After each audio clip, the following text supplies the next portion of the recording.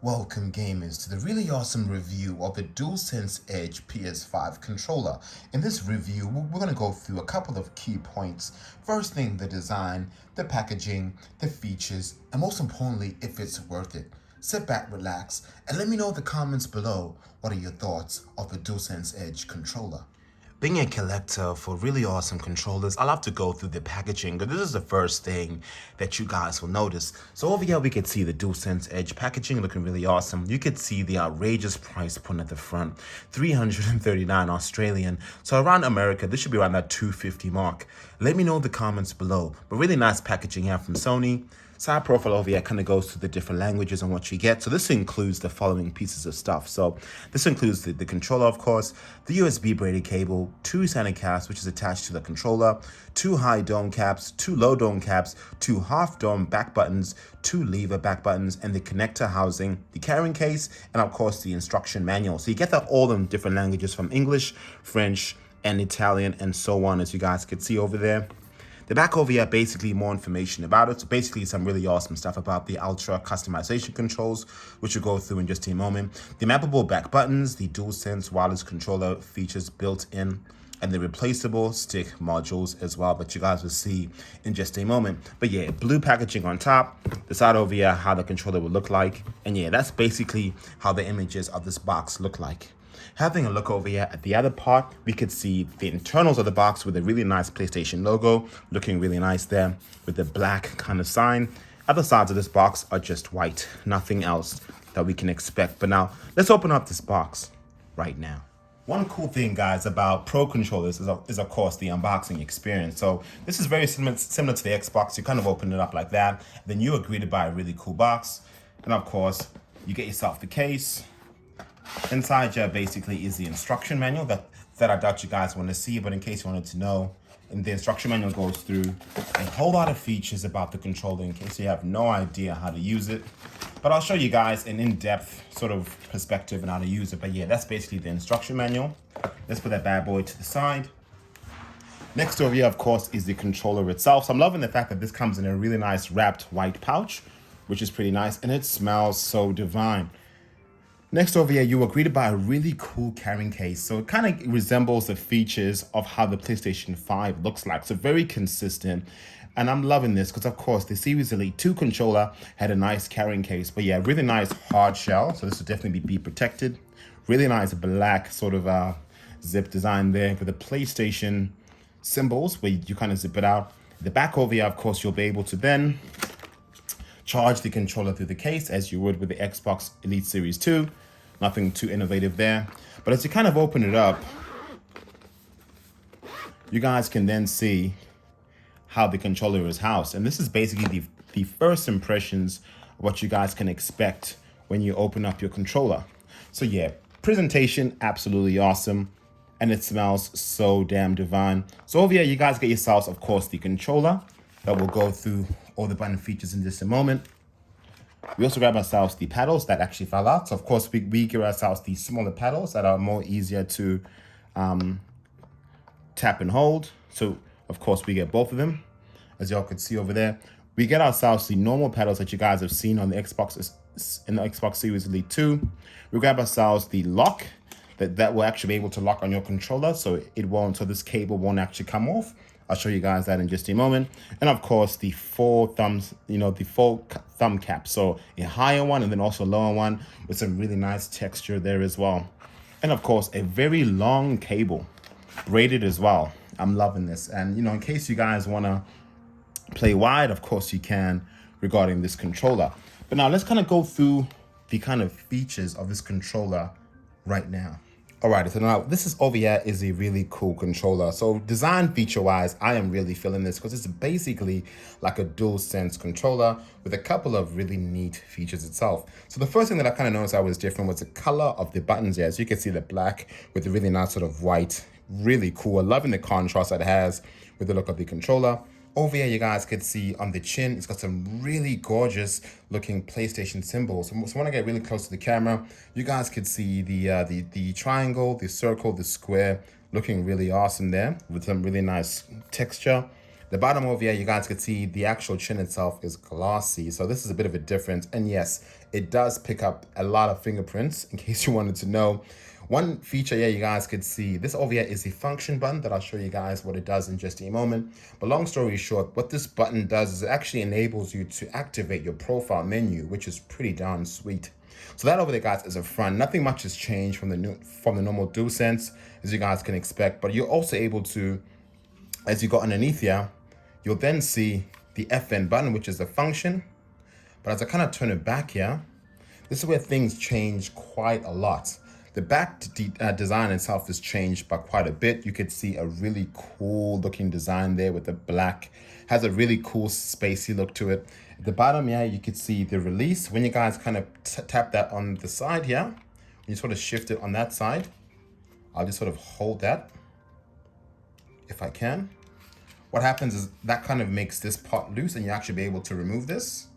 And then you'll then be able to change your different caps, which I'll show you guys in just a moment. But yeah, that release button kind of releases this glossy bit here for you to actually get rid of your lovely thumb caps. But yeah, that's the release button. And of course, this is where you'll be able to place your paddles, the RB and of course the LB with the two different ones that I showed you guys. Over here, of course, you'll be able to change the distance of your back buttons here. So if you guys wanted to have a longer distance, or if you change it to the middle there, it'll be like a middle distance. If we change it all the way to the bottom, kind of reduces the difference. So I really like this for first person shooters.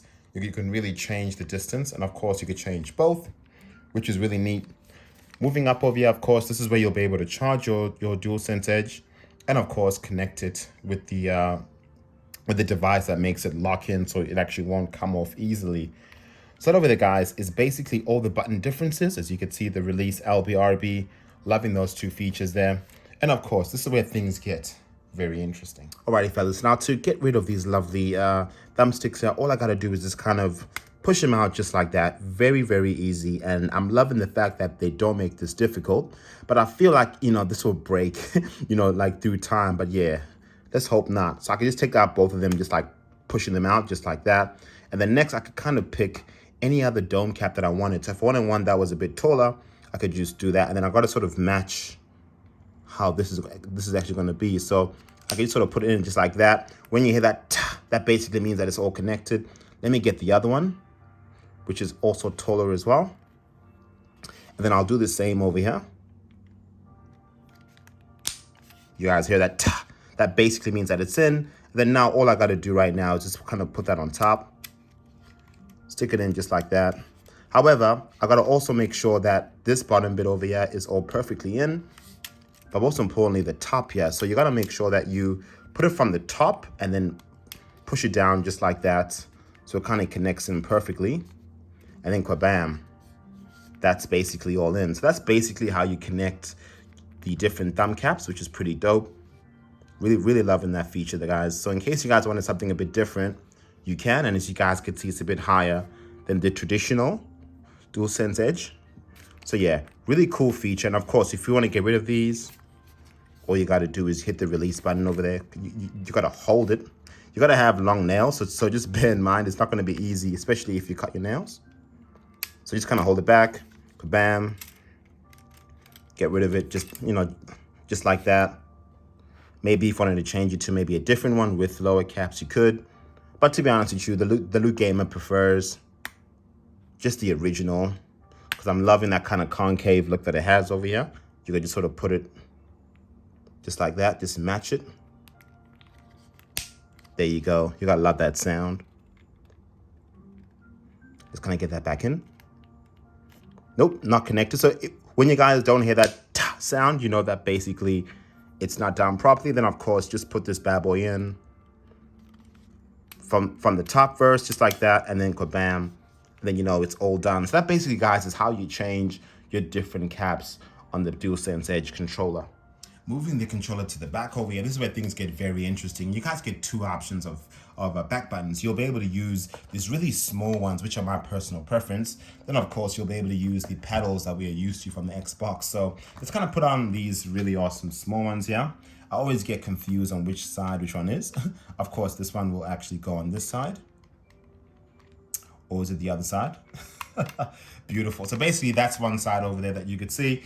Then of course you could just always put this one just like that. And basically how it works is you actually hold, you press the button like that, as you can hear. And I'm really feeling these instead because when you're playing your game, it's a lot easier to press and quicker as well because it's got a very short travel distance too. So that of course is one option. To actually take it out, all you guys got to do is just pull it out just like that. So damn easy. And then of course you'll then be able to use these ones in case you prefer to use something different. So yeah, I'm loving the fact that they included two different ones. Put it just like that. Kabam. And then of course you could use these actual paddles if you prefer it. But if I could be honest, man, I do definitely prefer the shorter ones because this one feels a bit harder to push, especially if I'm playing like that. Yeah, but yeah, two different options. Let me know in the comments below which one you prefer. But yeah, the Luke Gamer definitely prefers the shorter ones. Next one really neat feature about this controller is a really cool lock and unlock. This basically, makes your controller, I would say, detach proof in case you guys don't want to be disturbed during a session to make a charge. So all you guys are going to do right now is do this. Grab yourselves the USB-C part of the wire. Open up this bad boy over here. So you got to open it up from this side. And then you guys can then see there is a bit of a easy sort of instruction to put your lovely USB-C in just like that. And then all you got to do is close it. And then over here, you guys can see there's the unlock and then there's a lock. So if you lock it, what will happen is you won't be able to take off the controller from the cable. If you unlock it, it'll be easy. So all you got to do right now is grab a controller, put that bad boy in just like that. And as you can see, it's an unlock. So all I got to just do is just take it off. If I want to lock the controller, all I got to do is put it on just like that. And then over here, switch to lock. And then right now, this is actually not coming out. I'm pushing really hard and nothing is actually coming out. So this is a cool feature, especially if you don't want this cable to come off if you've just sort of lost juice on your gaming session. But I find this a bit scary because what if, for example, someone pushes a cable and then your PlayStation falls all the way to the ground? But yeah, pretty cool feature, really loving it. A really nice added bonus to this DualSense controller. All right, guys, now we are in the awesome PlayStation 5. And I want to kind of show you guys the really awesome features of changing profiles on this cool controller. First thing you guys got to do is at the bottom over here, you guys can see the function buttons. You can hold on any one. I can hold on this one on the left. And over there, you guys can see where my finger is, says default profile and customized profile. I can actually just kind of tap this button over here on the customized profile. It opens up this really easy custom profile page and I can create whatever I want. So let me go to create a custom profile. I can label it whatever I want. I can say profile 2 or profile 1. Then over here, it opens up another kind of options. You can pick any one of these. I could change my customized button assignments. So you can see over here, every single button I could change to whatever I want it to be. So if I want L2 to be, say, a direction up or whatever, I could change it to anything. This is so sick. I'm loving this. Even over here on R2, all these buttons can be changed. Even the PlayStation itself, I can even disable that if I don't want it to be there. Over here, of course, what I would obviously want to change, because I really like and prefer the normal customizable controls for PlayStation, is of course the paddles. I prefer this button over here to be, I would say, paddle on the left, and I would say that button there to be paddle on the right. I could change that to wherever I want to. So say if I wanted to change that to something else, say if it was this button, yeah, I could do that. And if I wanted to change this button, yeah, I could change that to maybe the actual middle button if I really wanted to. And then of course, all I gotta do is hit apply, and then I could change my stick sensitivity to whatever I want. It kind of shows you a live demonstration now. So as I kind of move my lovely stick, you'll then be able to see I could change my dead zone attachment. I could change the sensitivity curve over here, precise, quick, whatever, fellas. I could really customize to my heart's content how sensitive I want this curve to be. Even the actual dead zone, I could even do a custom adjustment. Trigger dead zones too. When I kind of hit my triggers, I can even create that trigger dead zone right now. As you guys can see, kind of shows you live as you would expect it to. I can apply same setting for L2 and R2, which is pretty dope. I could change the lovely vibration intensity to strong. I prefer it to be strong or even weak. Of course, if you decrease it, battery life will be better. Even the trigger effect intensity as well, which to be honest, strong is always better. So yeah, all these different features, fellas, you guys can actually change, which I reckon is pretty darn dope. And of course, if you want to assign a profile, I'll show you guys that in just a moment. Alrighty guys, I'm playing the game of the year, Elden Ring itself. So I want to kind of show you guys how to change profiles within your game. So all you got to do is just hold this really lovely function button over here. And then you'll then be able to see where it says default profile, even the main. Right now, it's actually on the main. If I want to change it to default profile, all I got to do is kind of tap that triangle button. And then bam, it's basically on the default profile. And then basically my default profile, these lovely buttons at the back over here don't work. So if I want to just sort of play on that, I could just do that. And over here, you guys can see a bit of a LED that kind of shows you the default profile. So the LED one basically shows profile number 1. If I want to change to maybe profile number 2, all I gotta do is hold down the function button, click on this button over here, which is my main profile. And over here, you guys can then see that it has 2 LEDs, and I'll show you guys that now. So you guys can then know that, all right, if I have 4 different profiles, you could then kind of hold down that button. You could pick your different profile and then bam. If you guys want to create a custom profile in game, all you guys got to do is hold this button over here, click on that button, bam. It opens up the same page that you guys saw before. And over here on the left where it says FN plus the triangle, basically that means you'll then be able to hold the function button and then press the triangle at the same time. And then you'll then be able to get the default profile itself. You can even rename your profile or even copy it to your next profile. So you guys can create 4 different profiles, which I reckon is pretty darn sweet. So in case you guys wanted to really change your kind of gameplay, you guys can do that by just, holding down the function, clicking, default profile, and then bam, you already changed your lovely profile. So quick, function, circle, triangle, or even square, a pretty darn neat feature. At the bottom over there, you guys can see it says adjust headphone volume. If you actually wanted to do that, if you guys have headphones on, you can just press the up or down button to adjust the volume, or even the game chat audio as well, just by using your controller. So to be honest, that's a pretty darn neat feature. One awesome thing about this, guys, is when you first get your controller, you could see basically the way this really displays how to use this controller, goes through how to customize your buttons, the function layout, and most importantly, the replace stick modules as well. Even kind of shows you the next page basically on changing your button assignments, adjusting the input sensitivity, and also setting the input range regarding how much you want it. It goes through a really hand-in-hand process to support you guys on how to actually use this controller. Even an example, yeah, you can see it says you can save your customizations as profiles and switch between them while playing a game, which to be honest is a really cool feature. But yeah, as mentioned before, guys, just hold that function down button and then kind of change your different profiles just on the go. If you guys really wanted to further customize your settings, all you guys got to go to the accessories and then go to your DualSense Edge Wireless. You could then kind of have a look at all your different profiles. As mentioned before, you could definitely change them. Even receive feedback when switching profiles. You can change either one of these, which is really nice. Even a related setting here for notifications. Even a function menu too, in case you wanted to see that while you play your games. Even the brightness indicator as well, because to be honest, I'll show you guys how bad the battery life is. Even if you wanted to take a tour, it's pretty easy. And even updating your software, you could definitely do that right now within the menu. And of course, resetting your DualSense Edge controller to its default settings as well.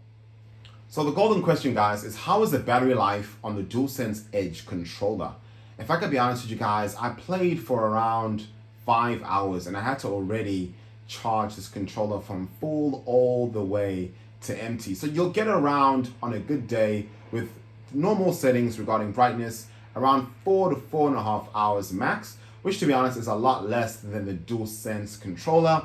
The DualSense was getting around 6 to 7 hours roughly. But if you guys turn down the brightness, then of course you guys can maybe prolong that for a good, I would say maybe hour or so.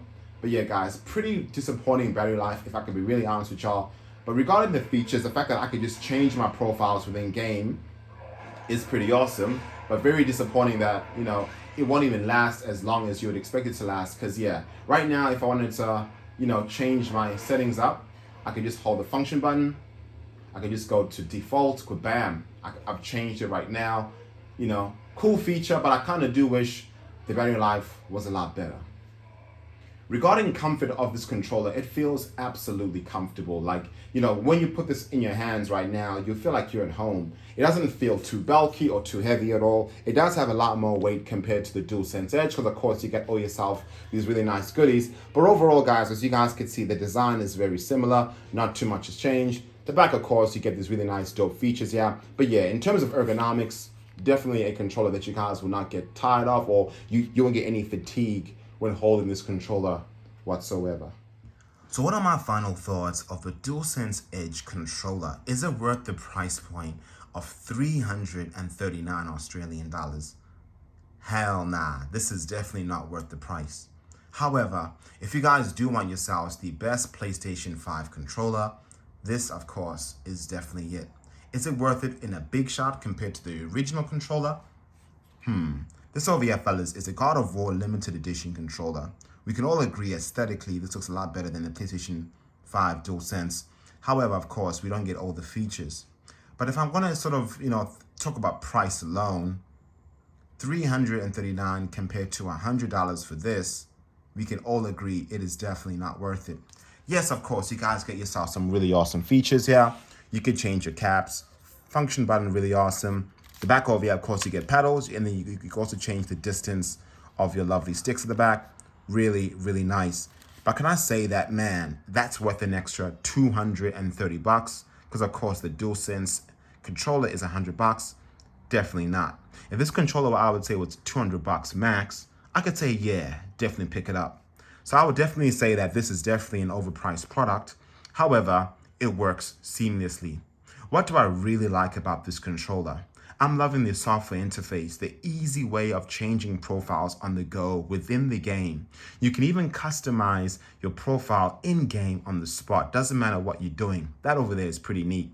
Really loving the fact that, of course, you get two different pedals. You could use the smaller ones or the bigger ones. I'm really a fan of these. And of course, the distance and travel with these two buttons. Really nice. The design, very nice and slick. And of course, still sticking to what a PlayStation 5 controller looks like. So yeah, that over there is a plus for me. The negatives about this controller, guys, honestly, is the battery life. You get 4 hours, a lot less than you guys would get with the DualSense controller. So that is a massive caveat. And to be honest, that's probably the reason why they included that braided cable, because they knew how shit the battery life was. And of course, the price is my last hell nah. So if you guys, of course, are in the lookout for the best controller for the PlayStation 5, and if you guys want to change your profiles a lot, yes, get this. But if you guys are just an average gamer that does not care about changing profiles, that just wants to enjoy his games, go ahead rather than pick up the God of War limited edition controller and save yourself 239 Australian dollars. But let me know in the comments below what you guys think. I am the Luke Gamer. Thank you guys so much for watching, and I'll see you later. Deuces.